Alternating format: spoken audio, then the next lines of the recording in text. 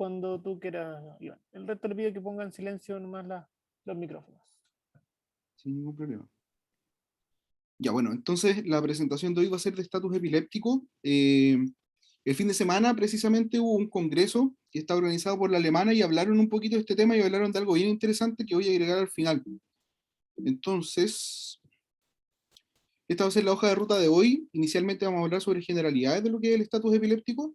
Vamos a hablar de algunas definiciones de estatus propiamente tal, de la etiología, bien sucintamente, fisiopatología, lo mismo, solamente una diapositiva, clasificación y conceptos en general.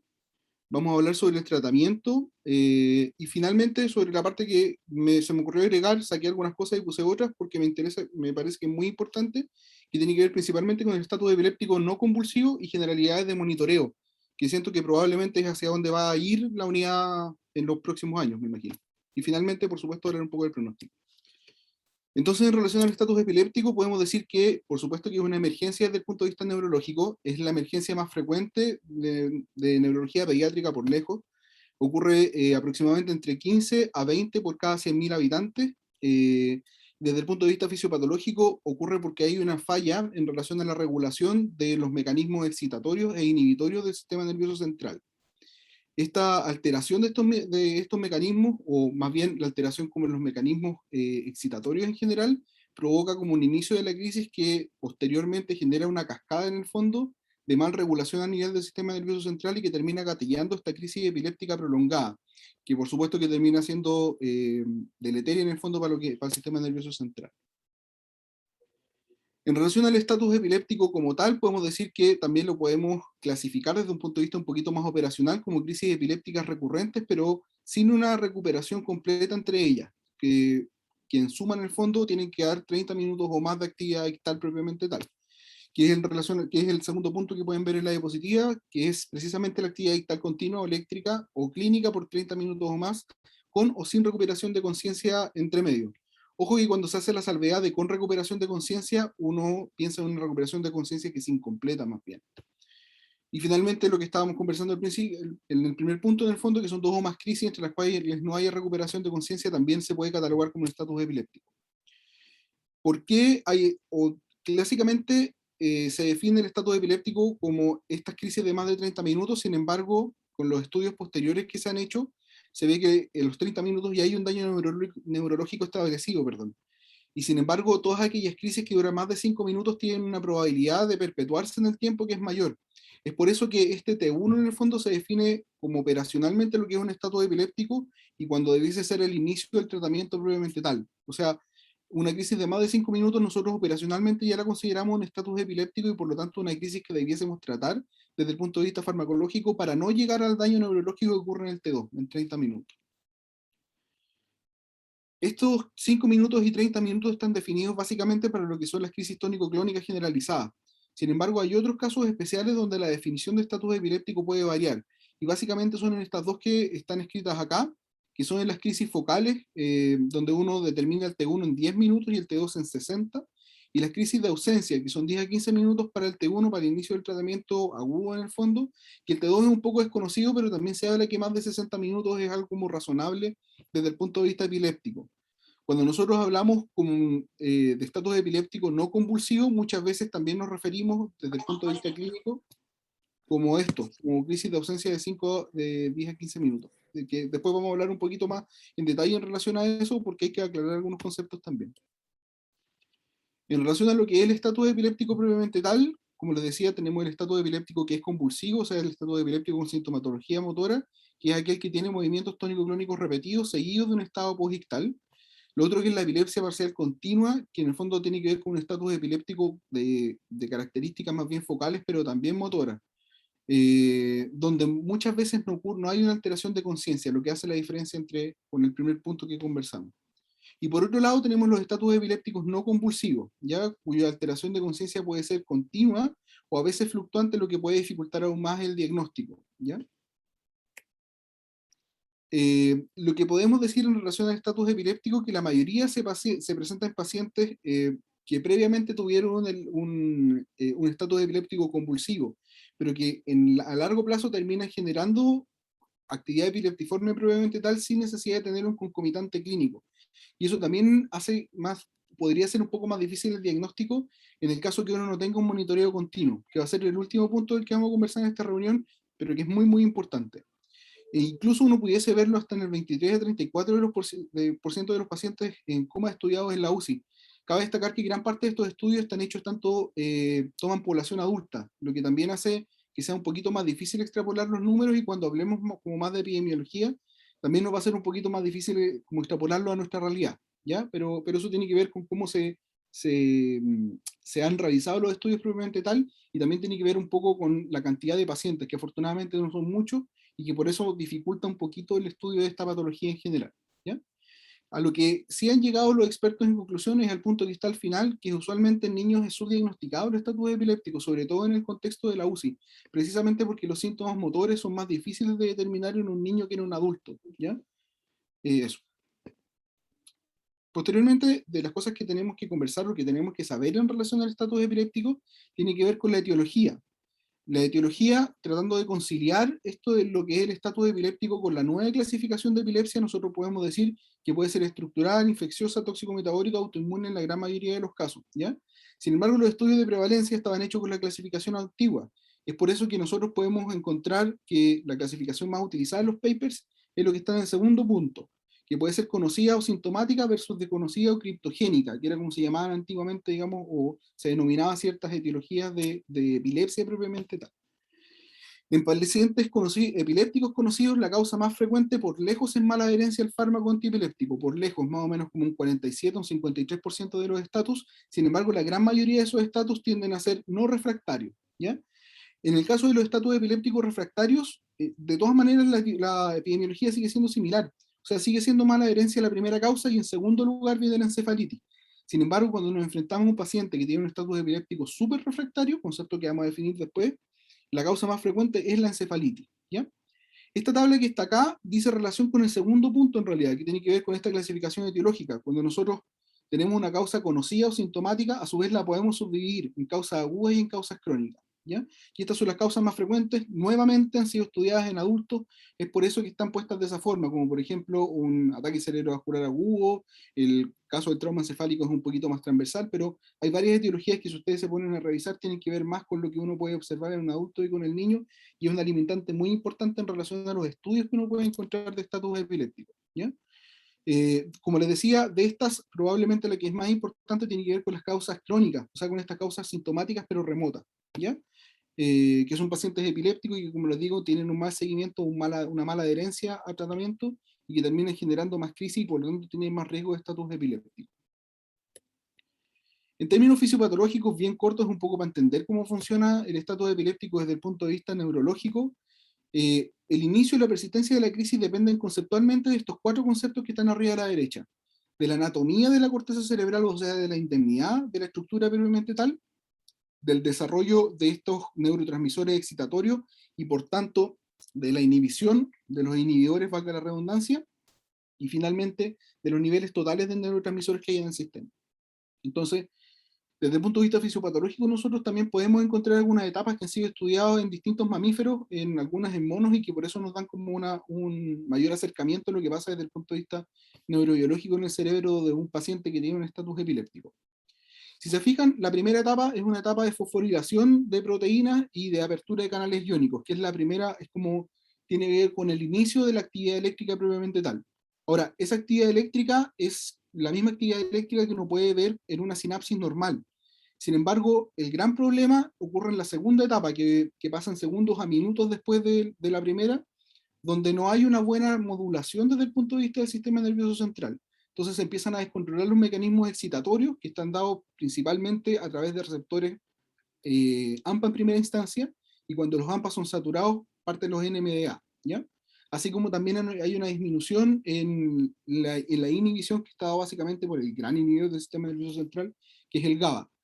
Porque es importante entender sobre todo esta segunda etapa, porque cuando uno habla de terapia, en general habla inicialmente de benzodiazepina, que, como nosotros sabemos, lo que hace es aumentar la conductancia en el fondo de los canales iónicos asociados a GABA propiamente tal. Y es por eso que es tan relevante en los primeros minutos, porque tiene que ver con esta fase desde el punto de vista fisiopatológico, ¿ya? Que, como vamos a ver después, este cuento se nos desordena un poco, y algunas benzodiazepinas igual tienen algún efecto muy importante en etapas posteriores del estatus epiléptico, pero tiene que ver con entender por qué el tratamiento.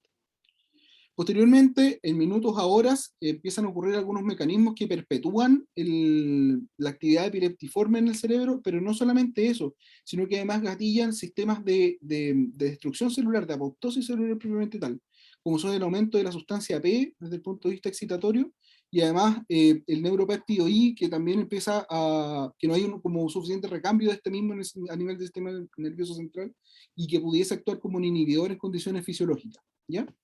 Finalmente, después de que ocurre toda esta etapa del estatus epiléptico, también se ha visto que hay una regulación principalmente epigenética en las neuronas que propicia a que este paciente pueda tener más riesgo de tener crisis a futuro. Y esa es una de las causas de por qué nosotros tenemos que actuar lo más pronto posible cuando nos enfrentamos a un estatus epiléptico. O sea, mientras más crisis tenga un paciente epiléptico, es más probable que tenga otra a futuro. Con el estatus epiléptico ocurre un poco parecido. Y de hecho, desde el punto de vista clínico, cuando alguien ya tuvo un estatus epiléptico, la recurrencia en crisis epiléptica es mucho mayor que una crisis normal. Cuando uno habla de una primera crisis no provocada, habla de un 50%, mientras que un estatus epiléptico habla como de un 70%. Por lo tanto, es súper relevante saber que mientras más tiempo se perpetúe la crisis, hay más probabilidad de que este paciente tenga más crisis a futuro, ¿ya? Y eso también es una emergencia desde el punto de vista neurológico. En relación a la clasificación, como tratando de homologarlo a lo que es actualmente la clasificación de epilepsia, que es lo que están haciendo los papers actualmente, lo dividen en aquellos que son convulsivos, o que son motores en el fondo, que tienen una manifestación motora, tanto focales o generalizados, versus los no convulsivos. ¿Qué es lo que se ha reportado en pacientes pediátricos hasta ahora? Que el 29% de los pacientes tienen estatus epilépticos focales, mientras que el 36% tienen generalizado. Sin embargo, el porcentaje de los focales de este 29% hasta el 35% pueden generalizar de forma secundaria.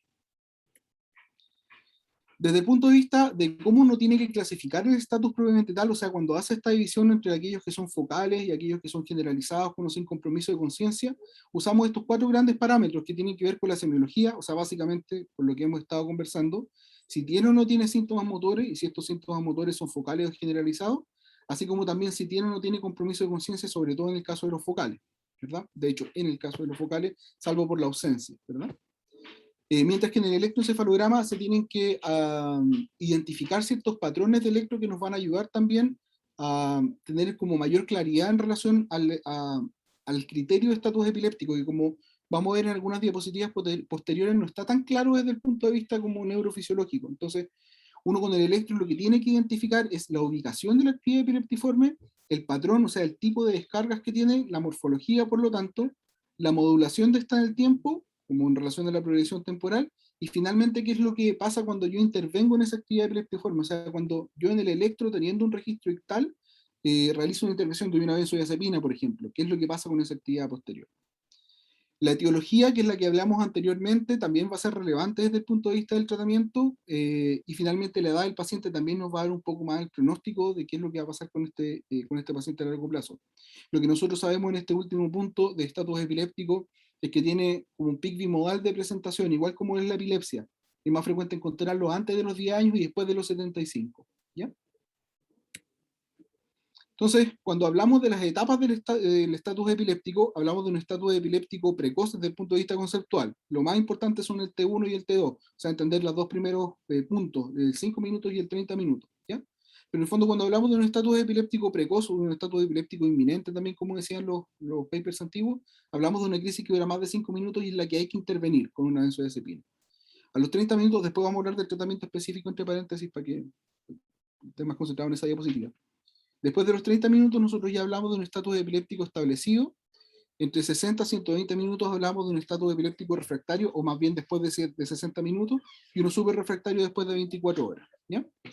Ahora, durante los últimos años han nacido dos conceptos que son importantes, que ayudan como a la clasificación y a entender un poco la etiología, que son los dos que están escritos aquí abajo, que son el NORS y el FIRES. El NORS es un estatus epiléptico de reciente inicio en un paciente que previamente no era epiléptico. Este tipo de estatus en general se presenta como paciente que tiene un estatus que es bien prolongado, o sea, tienen estatus epilépticos que son súper refractarios y que no tienen una causa estructural necesariamente, sino que más bien puede ser metabólica o tóxico-metabólica, así como en términos generales, ¿ya?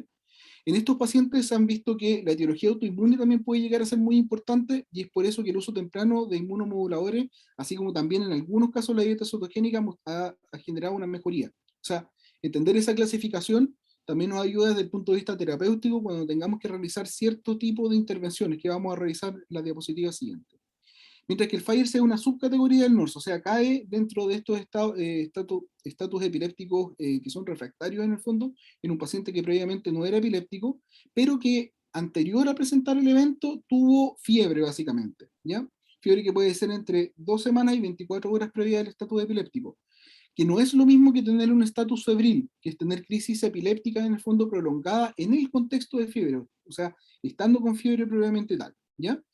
Para ser catalogado como refractario, por lo tanto, tiene que ser refractario a por lo menos 2 fármacos antiepilépticos. Y eso nos lleva al tratamiento, que es probablemente una de las diapositivas más importantes de esta presentación, que dice relación con cómo nosotros vamos a manejar al paciente cuando tiene una crisis epiléptica. Entonces, lo primero que seguramente, que no aparece en ningún paper, pero es de perogrullo un poquito, es tratar de mantener la calma en lo posible. O sea, la gran mayoría de las crisis epilépticas dura menos de 5 minutos, perdón. Y dentro de ellas, el 80% dura menos de 2 minutos. Entonces, lo más relevante probablemente es tratar de mantener la calma uno como médico tratante y también dentro del personal que está involucrado en la atención del paciente, porque lo más probable es que esa crisis pase sola, ¿ya? ¿Con qué cosas tenemos que tener cuidado durante estos primeros 5 minutos? Con mantener una vía aérea permeable, por supuesto. Si es que estamos pensando que esta crisis se va a prolongar o no tenemos clara la etiología de la crisis, por supuesto que pedir exámenes de laboratorio, pensar en las causas tóxico-metabólicas muchas veces, aunque en nuestro contexto seguramente lo estructural va a ser lo que va a primar más. Y una vez que esta crisis se haya prolongado por más de 5 minutos, o sea, también cae como un poquito de cajón, que tenemos que tener controlado el tiempo desde el inicio de la crisis hasta el momento en que vamos a decidir pasar la benzodiazepina, que va a ser en los 5 minutos. Vamos a inclinarnos por alguna de las alternativas que nosotros tenemos acá. Este cuadro en particular está pensado para adultos, es por eso que sale en dosis absoluta, ¿ya? Pero cuando uno piensa en lorazepam, piensa en general en 0,1 miligramos por kilo, 0,15 si es que uno quiere, midazolam, como va a tenerlo desde el punto de vista mnemotécnico, 0,2, y diazepam pudiesen llegar a ser 0,3 a los 5 minutos. Cuando uno da una primera dosis de las benzodiazepinas a los 5 minutos del inicio de la crisis, tiene que esperar 5 minutos más. Aquí esta puede acceder con los fármacos que nosotros administramos. Y luego de esos 5 minutos podemos dar una segunda dosis de benzodiazepina, ¿ya? Esa benzodiazepina que podemos utilizar puede ser la misma que utilizamos al inicio o puede ser eventualmente otra, uno pudiese cambiarla. La verdad es que los estudios no muestran ninguna diferencia entre administrar la misma o administrar una distinta, ¿ya? Luego de administrar la segunda dosis de benzodiazepina, tenemos que pensar en una dosis de fármaco antiepiléptico. Vamos a ver un estudio en 2 diapositivas posteriores que habla sobre cuál es el fármaco antiepiléptico que nosotros podemos utilizar. Los que tienen mayor evidencia probablemente son fenitoína y fenobarbital por lejos. Uno tiene que tener en consideración dentro de la elección del fármaco cuáles son los efectos adversos. Yo les podría decir que en fenitoína el mayor problema seguramente que al ser un bloqueador de canales de sodio, en algunos casos, cuando uno lo pasa un poco más rápido, incluso a la velocidad habitual, que son 20 minutos, pudiese generar arritmia. Entonces, importante tener al paciente controlado, o si eventualmente tiene una cardiopatía, por ejemplo, pensarla 2 veces antes de fenitoína. Por otro lado, tenemos el fenobarbital, que es un excelente fármaco antiepiléptico. De hecho, cuando hablamos de estatus epilépticos refractarios, como los barbitúricos, seguramente son los que cobran mayor importancia, frenan bastante bien las crisis. Sin embargo, tiene el problema de la depresión respiratoria, entonces pacientes que no estén ventilados, seguramente tampoco va a ser la primera opción el fenobarbital, ¿ya? Y eso nos lleva a otras 2 alternativas, como pueden ser el ácido valproic o el levetiracetam, que vamos a conversar posteriormente. Uno puede administrar esa dosis de fármaco antiepiléptico después de que hayan fallado las 2 benzodiazepinas, o sea, más o menos como a los 15 minutos del inicio de la crisis epiléptica. ¿Qué es lo que dice la literatura? Que después de la administración de esta dosis de fármaco antiepiléptico, uno eventualmente podría probar una segunda dosis de fármaco antiepiléptico, ¿ya? Que también puede ser la misma o pudiese ser diferente, pero la recomendación de expertos en general es cambiar el FAE, porque de repente se pueden combinar algunos de los mecanismos de acción y eso pudiese generar una mejor o una libertad de crisis como mayor en el fondo, antes que repetir el fármaco antiepiléptico, ¿ya? Cuando falla esta dosis de fármaco antiepiléptico, lo que uno tiene que hacer es básicamente darle anestesia al paciente. Y para eso hay muchas alternativas. Puede ser como Saladin, Midazolam, Propofol. Hay estudios que están bastante bien hechos en el fondo y que han probado ketamina, endovenosa, y que ha tenido muy, muy, muy buen efecto incluso en esta etapa, ¿ya? si es que no podemos pasar a otra línea, que puede ser la misma ketamina, perdón, o pentobarbital eventualmente. Entonces, cuando hablamos de los estudios importantes en relación al tratamiento, este es uno de los más relevantes, que es el RAMPART. Es un estudio que es antiguo, que es del 2011, pero que fue muy relevante, sobre todo cuando se estaba estudiando cuál es la mejor benzodiazepina como primera opción. Este estudio en particular fue hecho con la administración de primera benzodiazepina extrahospitalaria, o sea, la primera dosis que uno da de benzopreviomente tal, ¿sí? Y lo que compararon inicialmente, o lo que se había visto en ese momento, era que el lorazepam parece que era un poquito peor que el midazolam en controlar las crisis, pero se dieron cuenta que el gran problema es que el midazolam se podía administrar de forma intramuscular, mientras que el lorazepam se podía administrar endovenosa. Entonces, en este estudio lo que hicieron básicamente fue comparar los dos fármacos, pero ambos por vía endovenosa, y se dieron cuenta que la verdad es que no hay mucha diferencia estadísticamente significativa. Lo único que mostró un poco peor o mostró un poco peor resultado en la benzodiazepina fue el diazepam, que no lo puse acá, pero que también lo analizaron. Diazepam mostró que tenía algo más de riesgo desde el punto de vista de la depresión ventilatoria que el midazolam o que el lorazepam. Pero la verdad es que entre los dos no hay mucha diferencia estadísticamente significativa en relación al resultado, o sea, el outcome a largo plazo, en la recurrencia de crisis o eventualmente en los efectos adversos. Por lo tanto, cualquiera de los dos que uno tenga a la mano puede servir. Y al final, la gran moraleja que dejó este estudio es que la vía, la mejor, lo más importante en el fondo de la administración de la benzodiazepina es la vía más segura y más rápida que yo tenga al momento de ver la crisis epiléptica, ¿ya?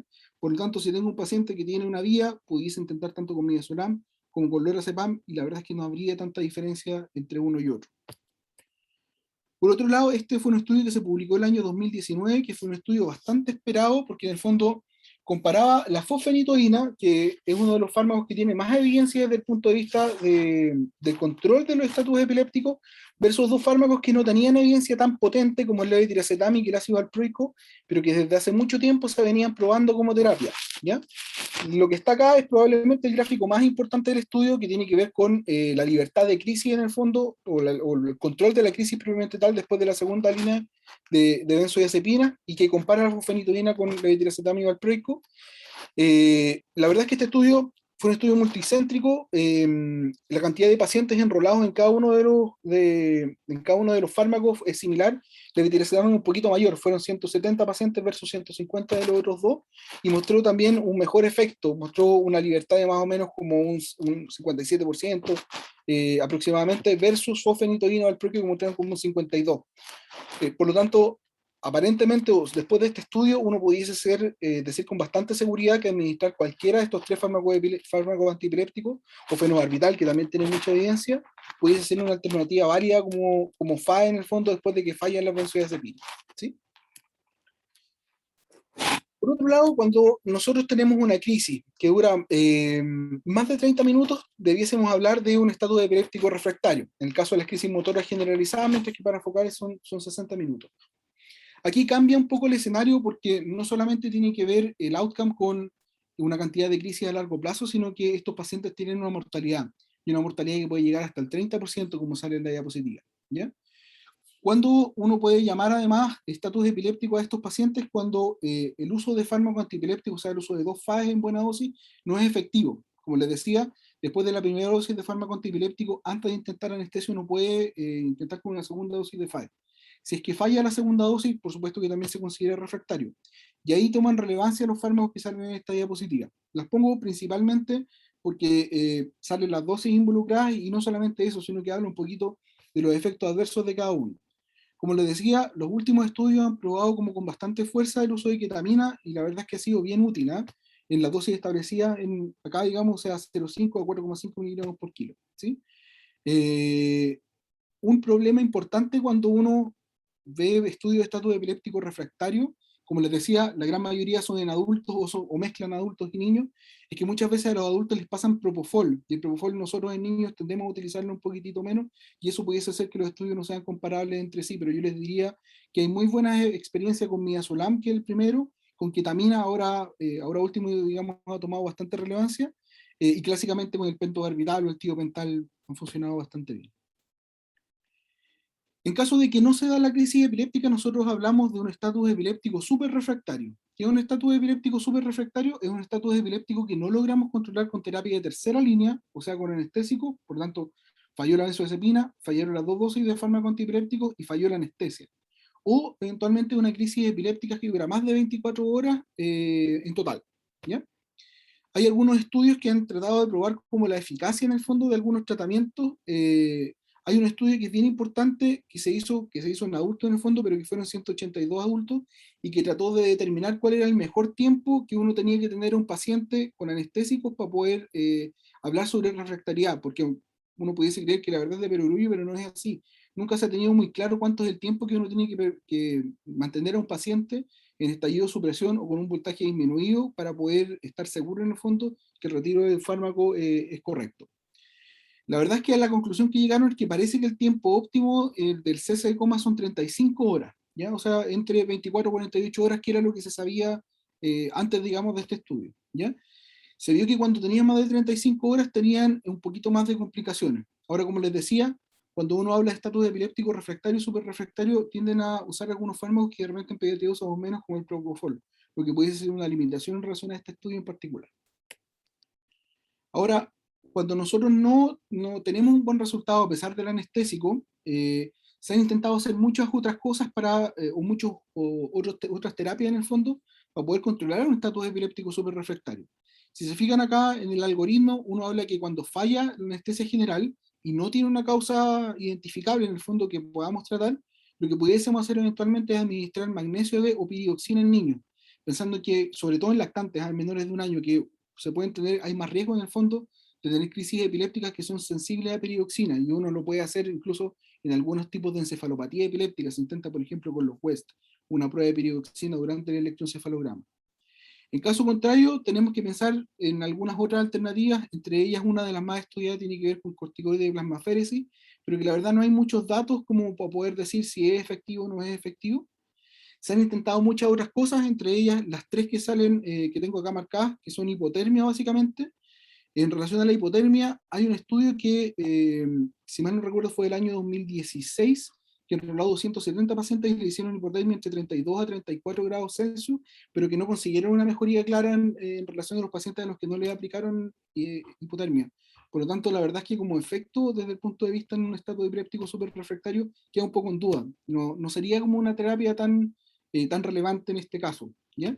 La dieta cetogénica vamos a hablar en la siguiente diapositiva, y también hay otras alternativas que son un poco más raras, digamos, y que tienen, la verdad, poquita evidencia. Yo les diría que una de ellas que se ha estudiado es la terapia electroconvulsiva. Hay un estudio con 19 pacientes, si se fijan, la verdad es que son bastante pocos, que fue hecho hace un buen tiempo atrás, desde el 2016, si mal no recuerdo, donde se vio que pudiese tener hasta un 57,9% de probabilidades de cesar la crisis epiléptica propiamente tal. Pero como le digo, todo esto está muy en pañales, y la verdad es que la mayoría de los estudios tienen un N que es muy bajo. Entonces, de aquí en adelante, la verdad es que las decisiones son casi que basadas en la opinión de expertos. No tienen una evidencia tan sólida como las anteriores que habíamos visto, las anteriores etapas del tratamiento. Y como les decía, este es uno de los estudios que se utiliza para poder aplicar dieta cetogénica, pero si se fijan es un estudio que es chico y que es realizado en adultos. Fueron 15 pacientes. Desde el punto de vista como de diseño de estudio, tiene más peso porque es un estudio prospectivo, pero si se fijan fueron solo 15 pacientes, donde le hicieron dieta cetogénica en el fondo, en un estatus epiléptico súper refractario, con ciertos criterios de exclusión que eran bastante importantes, entre ellos estaba el uso de propofol, y hasta el 78,6% resolvieron un estatus epiléptico en una media de 5 días, como sale acá. Entonces, cuando se habla de dieta cetogénica para estatus súper refractario, se habla de buenos números, pero en general la calidad de evidencia no es una calidad que sea tan favorable. O sea, son pocos pacientes, la verdad es que la mayoría de los estudios no son prospectivos como este, por lo tanto la aplicación, desde el punto de vista como de lo que es evidencia, no tiene tanto sustento. Uno finalmente lo aplica porque si nos ponemos a revisar cuáles son las terapias posibles que se pueden dar en estos casos, esta es una de las que entre comillas es más fácil de aplicar, y que por lo tanto tiene como más asidero en la práctica clínica habitual, ¿ya? Pero no es que tenga una evidencia que sea tan sólida para poder respaldarla. Esto que está acá tiene que ver un poco con cuáles son las alternativas terapéuticas. Nuevamente, no es una diapositiva maravillosa, digamos, o sea, tiene varias dificultades, no es muy docente, pero en el fondo la dejo porque sé que esta presentación está siendo grabada y si uno eventualmente necesitara revisarla o quisiera probar con alguna de estas terapias, podemos recurrir, digamos, a la presentación para poder revisarla. Y la segunda parte de la presentación, que es la que más me interesa a mí, por lo menos, porque por la experiencia que he tenido yo trabajando ahí en la UCI, que tiene que ver con los estatus epilépticos no convulsivos, ¿ya? Que en general representan un desafío desde el punto de vista del diagnóstico muchas veces, y desde el punto de vista terapéutico también, por lo tanto. ¿Cómo se define propiamente tal? Como un estado de alteración de conciencia que, ojo, no necesariamente tiene que ser coma, sino que puede ser incluso cualitativo. Hay algunos estudios de esto en adultos con delirium, por ejemplo, y se ha visto que ese puede ser un síntoma de un estatus epiléptico, pero no motor, básicamente. Entonces, se define como una alteración de conciencia sin una crisis clínica y con un electro que muestra descargas epiléptiformes propiamente tal, continuas de 30 minutos, o varias crisis recurrentes en el periodo de una hora, donde más del 50% del trazado representa crisis propiamente tal, ¿ya? Operacionalmente, o sea, para efectos del tratamiento, uno puede considerar un estatus epiléptico más de 5 minutos, y el tratamiento propiamente tal es el mismo. También uno puede iniciar con 2 dosis de benzodiazepina y después tratar con fármaco antiepiléptico. La única gran diferencia, entre comillas, que se puede hacer entre lo que es convulsivo versus no convulsivo, es que recomiendan que acá sí hagan el segundo paso del segundo fármaco antiepiléptico en el fondo. O sea, una vez que falló que fallaron las 2 dosis de benzodiazepina y uno usa una primera dosis de fármaco antiepiléptico, recomiendan no pasarse al tiro a la anestesia, sino que usar una segunda dosis de FAE antes de pensar en el fondo en la anestesia propiamente tal, ¿ya? Que es la única gran diferencia y que también es recomendación de expertos. Y tienen ciertos criterios desde el punto de vista eléctrico para hablar de un estatus epiléptico no convulsivo. Esto es un poquito más técnico, pero es relevante, sobre todo si en algún momento nosotros queremos cambiar a monitoreo propiamente tal. Entonces, ¿cuándo uno puede considerar en el fondo que un paciente tiene un estatus epiléptico no convulsivo? Cuando tiene descargas epilépticas que son más frecuentes que 2,5 Hz, o que eventualmente pudiesen corresponder a una actividad rítmica que sea teta delta, pero que cumpla ciertos criterios desde el punto de vista eléctrico propiamente tal. Que tenga una evolución espacio-temporal en el electro, o sea que se empiecen a afectar en el fondo más canales propiamente tal, que tenga una mejoría desde el punto de vista del tratamiento farmacológico, o sea, que estando con esto, alteración en el fondo eléctrica durante el registro, y uno ocupe un medicamento que sirva para controlar las crisis epilépticas, vea cambios en el registro previamente tal, ¿ya?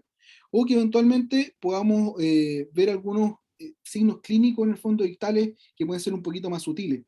Siempre se ha dicho que después de que uno tiene un estatus cuando uno tiene un estatus epiléptico establecido previamente tal, o sea, tiene 30 minutos de crisis motora, hay muchos que cambian a crisis no motora porque también hay una afectación desde el punto de vista sistémico, o sea, son pacientes que no tienen suficientes neurotransmisores periféricos para poder hacer actividad motora y que cambian un estatus epiléptico no convulsivo desde el punto de vista clínico, pero que siguen teniendo esta actividad epiléptica y que por lo tanto necesitan o tienen una indicación formal de tratamiento, ¿ya?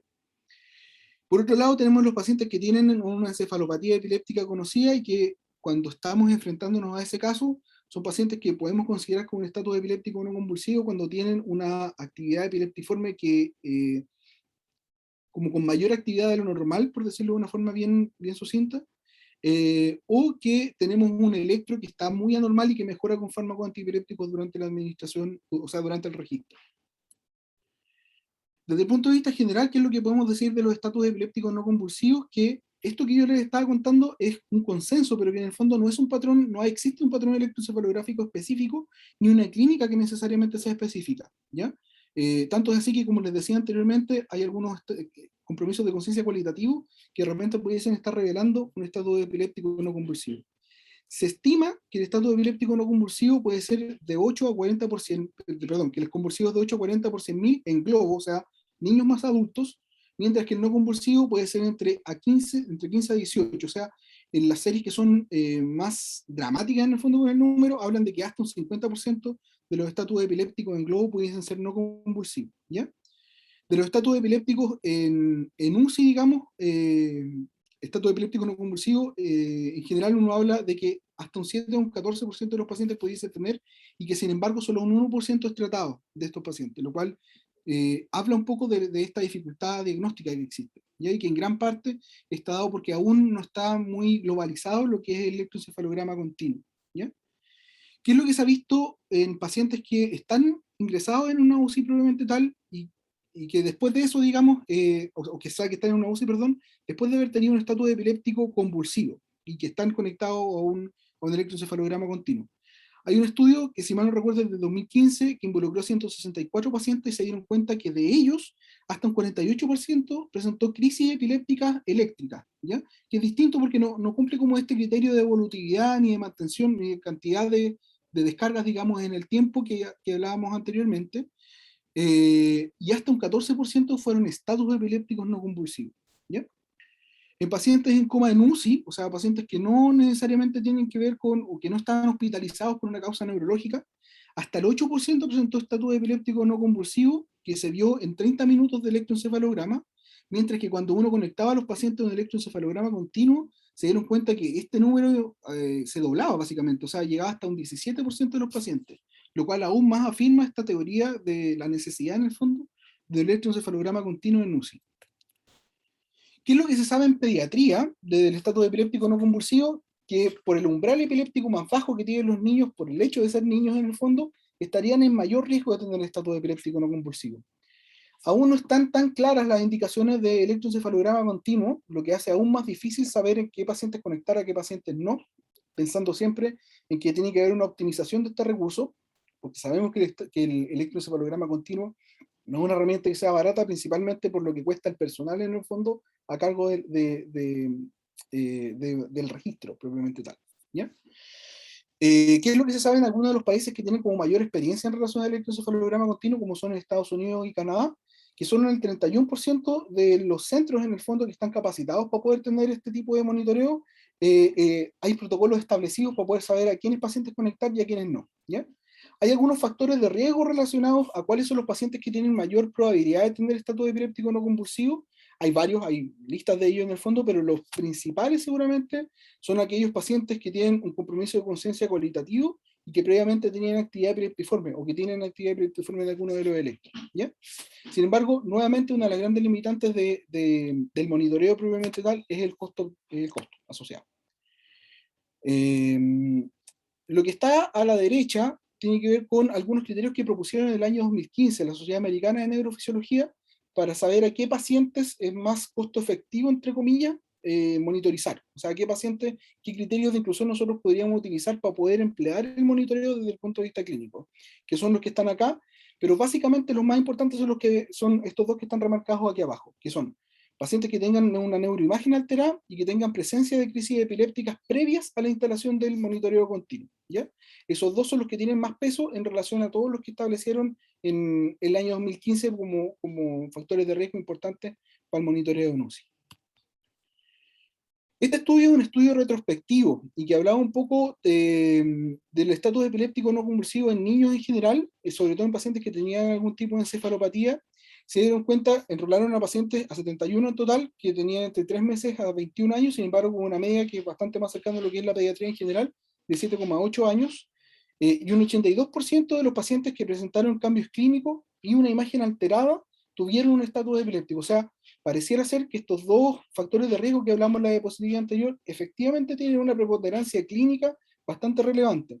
Y separaron esos factores de riesgo y se dieron cuenta que los pacientes que tienen una imagen anormal, que es lo que uno puede ver frecuentemente en la UCI del Instituto de Neurocirugía, hasta un 29% tuvieron un estatus epiléptico no convulsivo, estando en la UCI, digamos.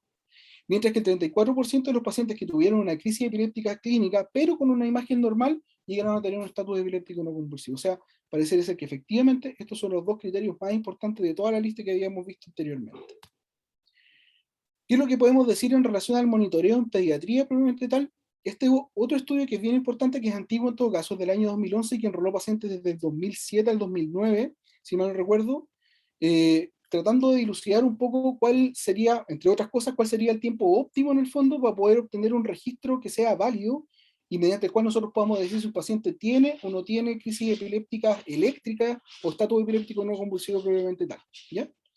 ¿Qué es lo que vieron en este estudio? Que en general no está bien definido el tiempo que debe ser utilizado la monitorización, pero que sin embargo en general se realizaba la obtención de registro durante la primera hora. O sea, la mayoría de las veces que se conectaba, durante la primera hora había una observación del registro previamente tal, ¿ya? ¿A qué números llegaron? Que en el 40-71% de los estatus epilépticos eléctricos en el fondo pueden ser diagnosticados durante la primera hora de registro, pero que sin embargo solo entre un 15 y un 20% son registrados durante los primeros 20 minutos. Por lo tanto, un electroencefalograma estándar parece que no sería suficiente a pesar de utilizar estos criterios, estos factores de riesgo que habíamos mencionado anteriormente. Mientras que cuando prolongaban el registro por hasta 24 horas, llegaban a la conclusión de que entre un 80 a un 100% de los estatus epilépticos no convulsivos son detectados. O sea, pareciera ser que si nosotros quisiéramos detectar todos los estatus, debiésemos tener por lo menos 24 horas de registro, ¿ya? Y si quisiéramos optimizar más el recurso, por lo menos debiese ser una hora de registro. ¿Qué es lo que se intentó hacer o qué otras cosas se intentaron probar? Este es otro estudio, pero es del año 2013 en el fondo, prolongando un poquito más el monitoreo en el fondo, o sea, prolongándolo por más de 24 horas, hasta el 20%, pensando en que el 80% era en el peor de los casos que nosotros pudiésemos diagnosticar el estatus epiléptico convulsivo en 24 horas, o sea, logramos como máximo un 20% extra. Por lo tanto, en más de 24 horas, yo les diría que en 48 horas uno en general diagnostica todos los estatus epilépticos no convulsivos, o más del 95% sí o sí. ¿Sí? Sin embargo, el problema que tiene es que la monitorización propiamente tal tiene algunas limitaciones en relación a su implementación. Y esto que está acá son algunos datos precisamente de Estados Unidos y Canadá en relación a cuáles son las grandes limitantes y que tiene que ver un poco con la disponibilidad del personal que sea capaz de integrar en el fondo el monitoreo y después del análisis del mismo. ¿Ya? Y este otro estudio me pareció súper interesante en relación a lo mismo que tiene que ver con la costo-efectividad del monitoreo. Como les dije al principio de la presentación, durante el fin de semana hubo un congreso que estaba organizado por la alemana, donde hablaron un poquitito de esto, de la costo-efectividad del monitoreo en pacientes de UCI en el fondo, para poder determinar si es que tienen o no tienen un estatus epiléptico no convulsivo. Y probablemente el doctor Avens es uno de los que más ha estudiado al respecto, y aquí se habla de cuándo o qué tan costo efectivo podría ser el monitoreo en un paciente en relación a la cantidad de tiempo o la probabilidad en el fondo que uno puede tener crisis epiléptica, ¿ya?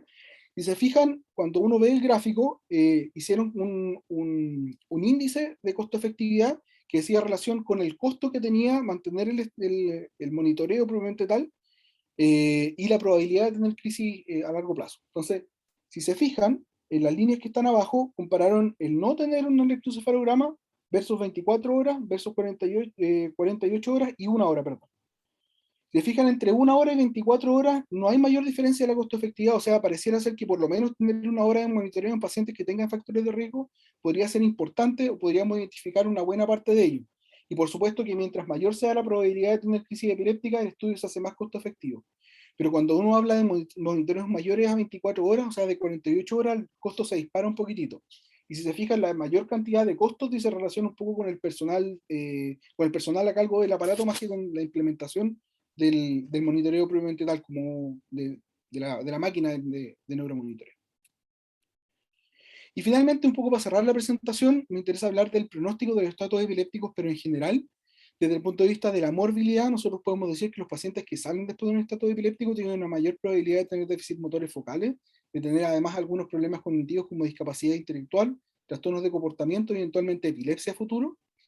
Eh, a largo plazo, el pronóstico muchas veces en estos pacientes, en todo caso, van a depender del basal que tenían previamente al estatus epiléptico propiamente tal, ¿ya? Mientras que por otro lado, en la mortalidad también es importante la condición basal del paciente previo al estatus epiléptico, llega a ser de un 3 a un 9% de la población pediátrica y por supuesto que, como les decía, la etiología es el principal predictor.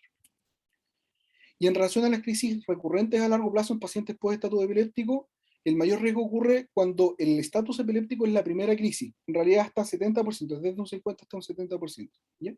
Y esto que está acá, que son esa pequeña lista que está numerada, tiene que ver con algunos de los factores que entregan un poquito peor pronóstico para las crisis recurrentes, que cuando por supuesto tienen un electro normal, basal en el fondo, cuando tienen crisis durante el sueño, cuando tuvieron crisis febriles previas, que nos habla un concepto implícito que tiene que ver con alteraciones genéticas, del que podríamos hablar en algún momento, o de déficit focales posictales, o sea, por ejemplo, una parálisis de TOD o una afasia eventualmente posictal, que también es algo que uno puede ver.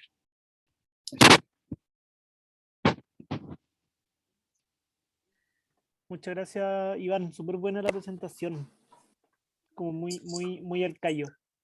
Eh, bueno, con la doctora Yañez, uno de los proyectos que ella ha tenido desde que llegó es tratar de instaurar un electroencefalograma continuo, o un sistema para poder detectar todos estos casos.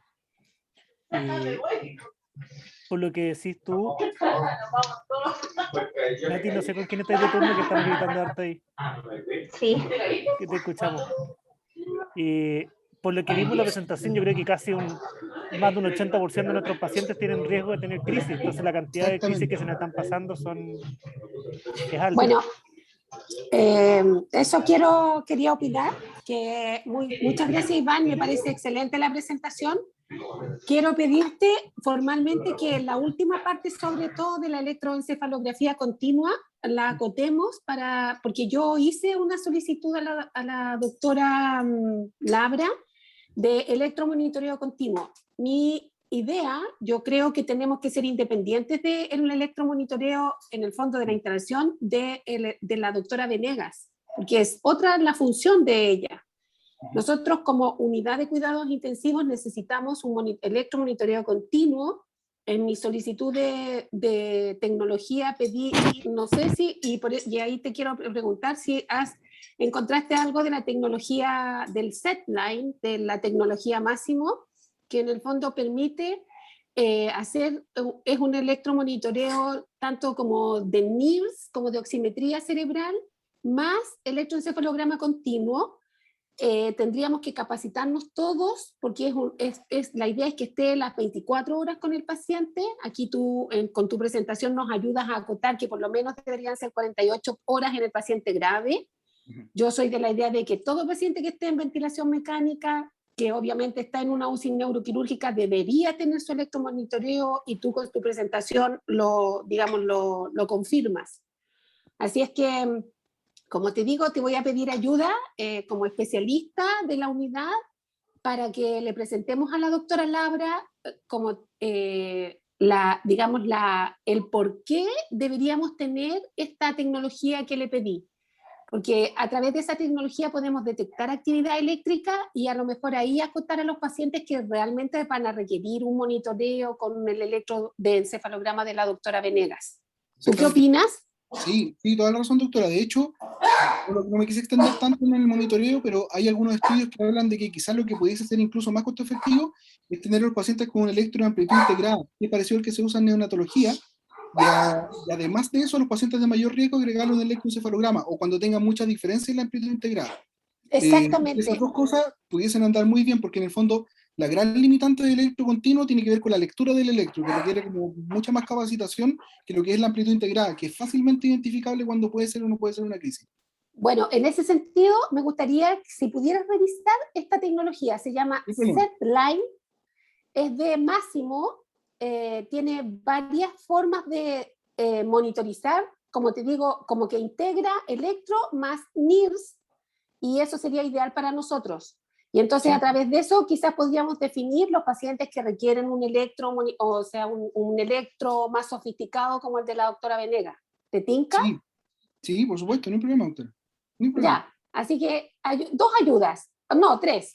La primera, que acotes la presentación al monitoreo continuo, que revises porfa SetLine, que yo te voy a mandar por lo menos lo que tengo. Y tres, que presentes en el fondo el esquema, lo que le he pedido a todos los que han presentado, como de qué hacer en un estatus convulsivo en la UCI, este manejo del midazolam, las dosis. Y la cuarta pregunta me la respondiste, porque el levetiracetam también se está usando harto, digamos, como primera elección. Sí, totalmente. Tiene una evidencia que hoy día es bastante sólida. No tenemos revisiones sistemáticas propiamente tal, pero los estudios randomizados controlados han mostrado muy buenos resultados con levetiracetam. Ahora, esos estudios están hechos con levetiracetam B, por lo tanto nosotros en la unidad no tendríamos mayor problema, pero en los otros hospitales en general sí pudiesen tenerlo, porque es un poquito más caro y no está siempre disponible, pero en la unidad sí, por supuesto que sí. Pero para la urgencia, o sea, es necesario, por eso te digo, además que no tiene interacción, yo encuentro que es más fantástico, porque no tiene interacción con otros anticonvulsivantes, no se ve afectado por el fenobarbital, por la fenitoína, por lo que hubiera que usar, entonces... y a raíz de eso, ¿qué opinas de los niveles de levetiracetam? La verdad es que hoy en día la gran indicación de niveles de levetiracetam tiene que ver más con la adherencia que con otra cosa. la probabilidad de encontrar a alguien que tenga algún problema del metabolismo, que esté metabolizando mal el leve, es muy, muy, muy baja. Y los niveles de levetiracetam son bastante estables en el tiempo con la vía oral. De hecho, hay algunos estudios que hablan que la asociación es como de 1 a 1, o sea, que se absorbe prácticamente 100%. Y que por lo tanto no tienen tanta utilidad los niveles de levetiracetam desde el punto de vista de la práctica clínica, a menos que uno esté en esta como salvedad en estos pequeños casos, pero la verdad es que tendría que andar bastante bien. Tanto es así que de hecho para los estatus epilépticos en algunos lugares cuando no tienen levetiracetam dan una carga oral, y eso teóricamente podría tener un poquito más de asidero, pero los niveles Eso, así como de uso rutinario no tienen mucho asidero. por lo menos eso estamos haciendo nosotros, dar la carga oral nomás. Claro, eso tiene un sentido desde el punto de vista farmacológico. No es lo ideal, pero tiene un sentido.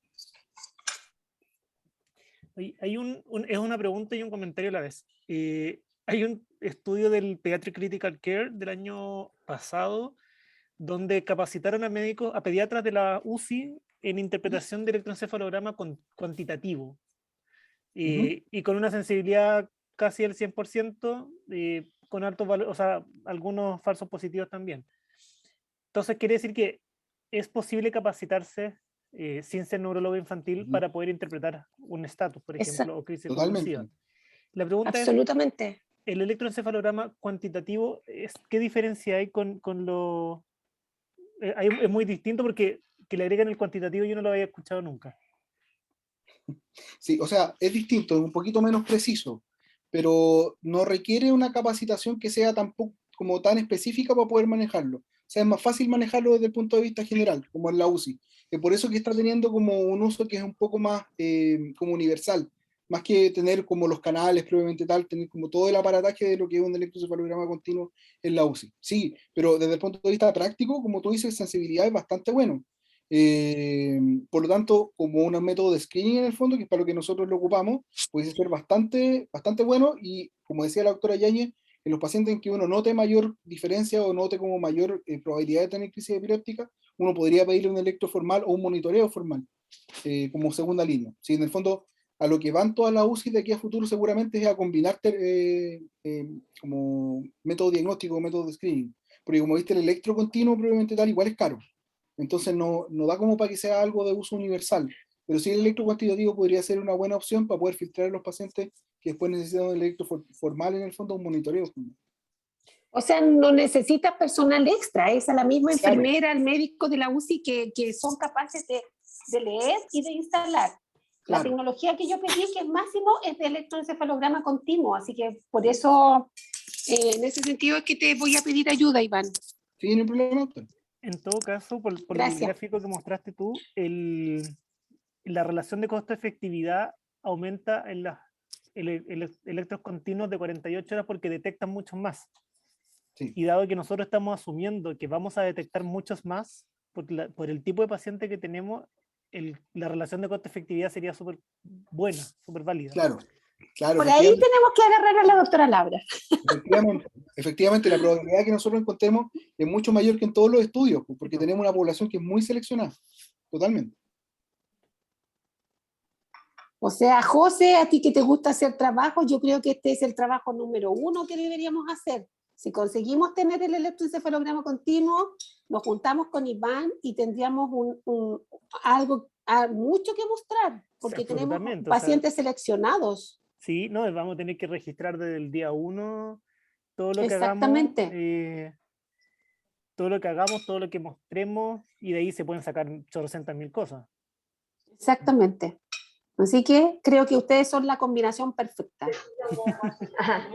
Yo les quería contar que, sacar esto por un rato, que desde el grupo normativo de epilepsia la idea es presentar en marzo el programa al ministerio, ¿cómo se llama? A Hacienda de monitoreo continuo para todas las UCI de Chile.